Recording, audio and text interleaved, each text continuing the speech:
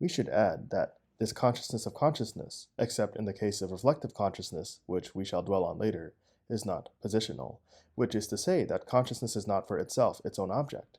Its object is by nature outside of it, and that is why consciousness posits and grasps the object in the same act.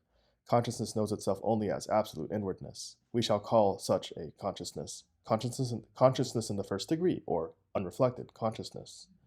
Now we ask, is there room for an I in such a consciousness? The reply is clear, evidently not. Indeed, such an I is not the object, since by hypothesis the I is inner, nor is it an I of consciousness, since it is something for consciousness.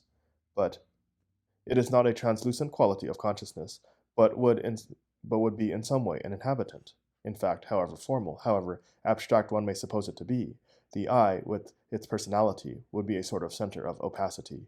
It would be to the concrete and psychophysical me what a point is to 3 dimensions. It would be an infinitely contracted me.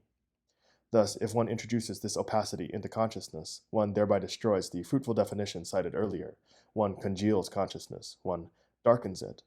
Consciousness, then, is no longer a spontaneity. It bears within itself the germ of opaqueness. But, in addition, we would be forced to abandon that original and profound view which makes of consciousness a non-substantial absolute. A pure consciousness is an absolute quite, simply because it is consciousness of itself.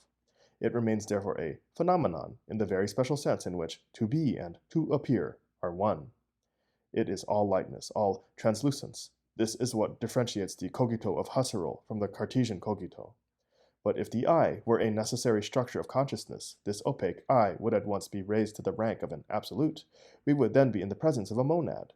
And this, indeed, is unfortunately the orientation of the new thought of Husserl, si Cartesianische Meditationen. Consciousness is loaded down. Consciousness has lost that character which rendered it the absolute existent by virtue of non-existence. It is heavy and ponderable. All the results of phenomenology begin to crumble if the I is not, by the same title as the world, a relative existent. That is to say, an object for consciousness.